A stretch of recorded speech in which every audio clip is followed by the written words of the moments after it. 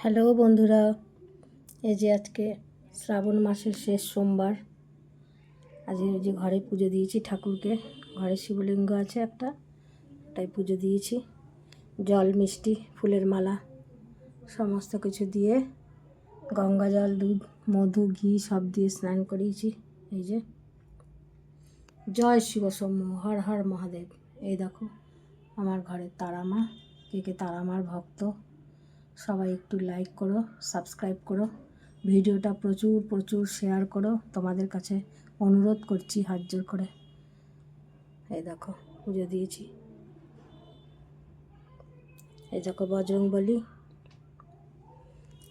এই যে রাধা কৃষ্ণ যেরম রেখেছে আমি সেরম ঠাকুরকেও রেখেছি। ভাড়া বাড়িতে থাকি ছোট্ট জায়গার মধ্যে, অতি কষ্টে নিজে রয়েছে, ঠাকুরকে নিজেদের থেকে ভালো রেখেছি। এই যে আমার গোপাল,